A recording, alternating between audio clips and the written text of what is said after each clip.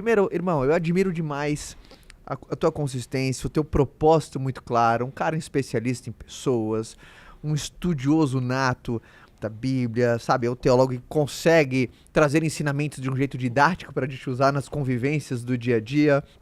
Também mega empreendedor, sempre teve essa musculatura também muito bem desenvolvida. E bem-vindo aqui ao podcast, onde a gente vai começar a bater um papo. Primeiro, Thiagão, como é que começou o teu relacionamento mais acentuado de forma espiritual, assim, sabe? Você tem essa grande marca sua, né? De poder trazer ensinamentos pra galera, todo mundo te acompanha. Quantas pessoas te acompanham na rede social hoje, no geral? Total 5 milhões entre YouTube, legal, Instagram e Facebook. Como começou? Você lembra do seu primeiro post?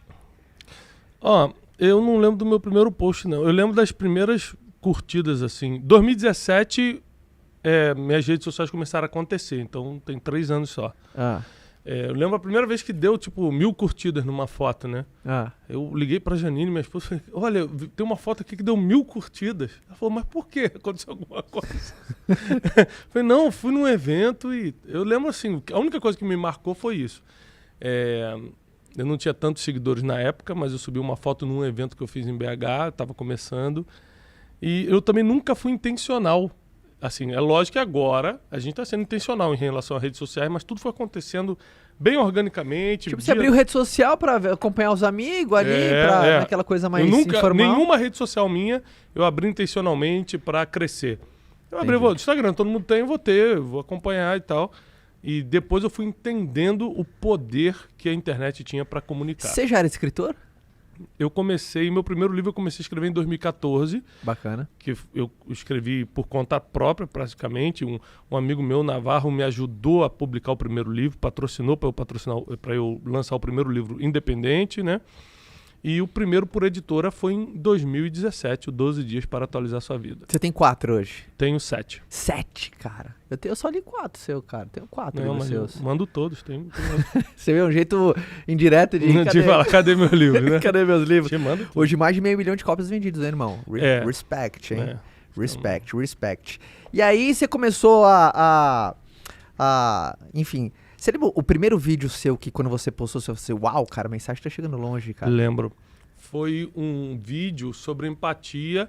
Eu tava nesse evento de BH e eu tava falando sobre uma vez que eu fui viajar para Londres com a minha esposa, antes da gente quebrar, né? Porque a gente quebrou em 2014, é uma história que eu conto na internet várias vezes aí. Que é aquela empresa de turismo que você tinha. A empresa de turismo, exatamente. Foi uma decepção muito grande, foi um aprendizado, né? Mas que a gente sofreu muito.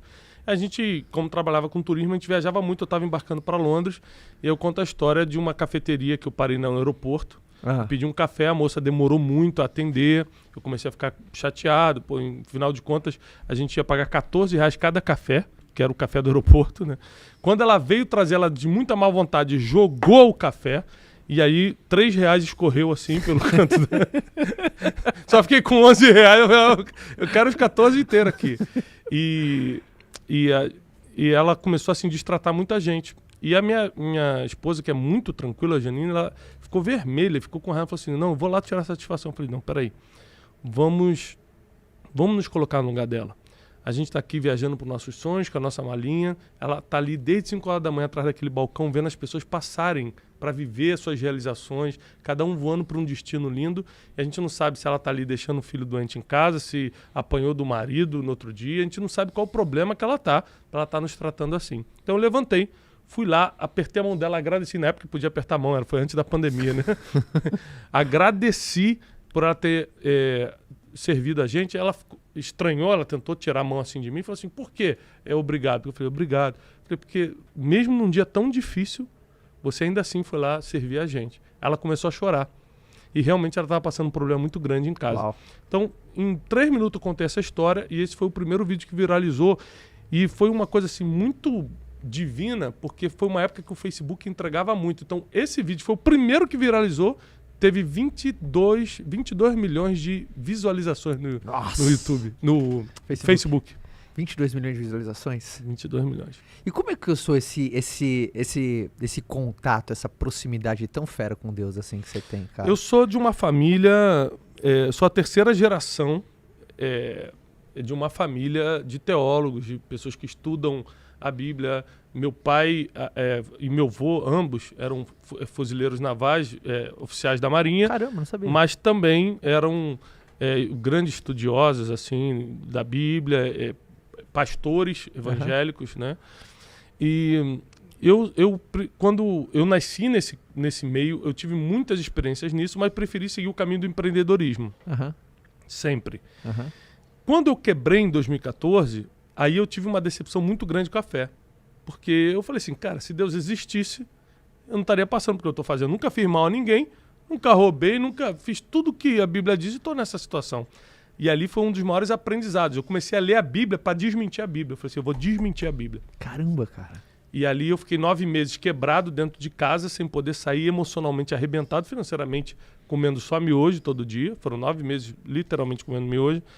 E nesse período eu descobri Deus de verdade. Descobri que Deus não faz a sua parte, por isso que eu quebrei. Descobri que Deus te dá a empresa, mas não administra por você. Como Deus te dá o casamento, mas não trata a sua esposa bem por você. Você que vai ter que fazer. Nesse período, eu comecei a ler a Bíblia de outra forma. Tentando desmenti-la, descobri ela de verdade. E aí comecei a viver isso e comecei a gravar vídeos. E sem intenção nenhuma. Nunca pensei em viver o que eu estou vivendo hoje. Que tipo, a sua mensagem ia ser amplificada e de uma maneira... A gente já fez palestra em mais de 45 países, convidados. Eu nunca pedi para ir lugar nenhum. Tudo que você vê aí, meus livros, as palestras, milhões de visualizações no YouTube, tudo isso aconteceu fruto de descoberta de propósito. Falei, cara, eu vou ajudar as pessoas a não passarem pelo que eu passei, eu vou treinar pessoas. Porque eu descobri que tudo que eu vivi não tinha a ver com Deus, ou com isso ou com aquilo. Tinha a ver com falta de treinamento. Eu não fui treinado para ser empresário e queria ser. Eu não fui treinado para ser um bom marido e queria ser. Eu não fui treinado. Quando eu descobri que o segredo era treinamento, eu falei, eu vou então treinar as pessoas para não passarem pelo que eu passei. Por isso que eu falo tanto de vida emocional e espiritual. Foi as duas coisas que me quebraram, duas coisas que eu quebrei, que eu fracassei, e não quero que as pessoas fracassem nisso. E legal, você como um estudioso, como teólogo, você pega acontecimentos, passagens bíblicas e consegue encaixar nos dias atuais, ou nos acontecimentos cotidianos, né? É um grande manual também a Bíblia nesse sentido, as pessoas confundem a Bíblia com religião. Porque é fácil confundir porque as religiões se apoderaram da Bíblia. Mas a Bíblia não foi escrita para uma religião. Ela foi escrita para ser um manual de uso do ser humano. Da mesma forma que você compra uma geladeira e tem um manual de instrução, a Bíblia é um manual que o fabricante deixou pra gente saber como lidar. Como é que lidar com o ser humano? Tá aqui, tá tudo escrito. Como eu faço? Eu tô muito triste, eu tô em depressão, tá tudo escrito. Como sai disso, como faz daquilo e tal. Você precisa aprender a interpretar também, né? São 6.000 anos de história escritos em épocas diferentes. Então, se você souber interpretar, eu me considero justamente isso, um intérprete. Eu pego o que a Bíblia diz e aplico nos dias de hoje para você. No empreendimento, na vida emocional, na família, no que for. E tem dado certo, graças a Deus. Isso é muito legal, né? Porque eu recebo um monte de pergunta e eu vejo que a galera tem um desafio assim. Qual você acha que é o maior desafio da galera da interpretação da Bíblia? Você acha que é porque não é um livro... na verdade é o livro dos livros, a grande verdade assim, né? Mas é por causa que ele exige também essa abertura. Você tem que estar pronto assim pra ler a Bíblia, tá? Senão você é aquela coisa, puta, não entendi nada, cara.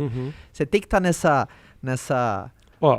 Primeiro deixa eu fazer uma crítica ao brasileiro, que pra mim é o povo mais forte, mais criativo do mundo, né? Como diz o ditado, o brasileiro não desiste nunca, isso é verdade. Mas temos que também, como brasileiro, tem direito a criticar, nossas falhas, né? Reconhecer nossas falhas. O brasileiro tem um problema sério com interpretação de texto. Quantas vezes eu fui atacado na internet por um texto que eu postei, direitinho com ponto e vírgula, e cada um interpretou do jeito que quis. Então o brasileiro tem um problema com interpretação de texto, né? Ao não interpretar bem um texto, a não conhecer todo o vocabulário em português, você não vai entender bem a Bíblia, porque ela foi escrita num português clássico. Né? Segundo, é que a Bíblia só é possível ser realmente entendível e interpretada, aqui é uma questão de fé, através do Espírito Santo, né? que é a manifestação de Deus hoje aqui na Terra, quando você consegue ler o mesmo versículo várias vezes e entender de forma diferente, porque cada vez a interpretação pode ser diferente. Então, tem a questão do português e tem a questão da fé, que você só consegue entender a Bíblia por completo através da fé. Isso é muito legal, cara. Eu estudei no colégio religioso durante muitos anos, assim, né? Você fala um conceito fundamental, né? Da religião versus da religiosidade. Há uma grande diferença isso, né? Muito.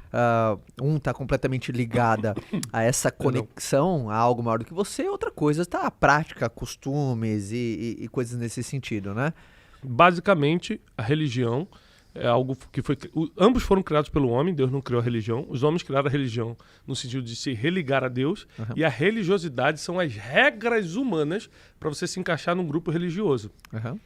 Então, o problema é quando você pega a regra humana criada para você se encaixar num grupo de religioso e diz que Deus que falou. Entendi. É o que acontece hoje. Esse é o grande desafio, Então, tipo né? assim, eu falo, não, você não pode usar bermuda porque Deus não gosta. Não tem nenhuma. Você só pode saber o que Deus gosta e não gosta lendo a Bíblia. É o único lugar que diz o que ele gosta e o que não gosta. E não tem nenhuma base bíblica para falar que não pode usar bermuda, mas tem gente que fala, não pode, pô. Entendi. Então, o que é errado para mim, eu boto como Deus falou. Tipo, eu não gosto de tatuagem. Então eu falo, você tem tatuagem? Deus não gosta. Se eu tenho, mas se eu sou uma autoridade religiosa, as pessoas vão acreditar no que eu falo. Então, o meu trabalho hoje também é um trabalho, acredite, difícil, né? Que é uma militância quase, é você tirar as pessoas dessa escravidão da religião, de falar, calma, nem tudo que o homem inventou em nome de Deus é de Deus. Né? Vamos só atentar porque está escrito que a vida fica muito mais leve.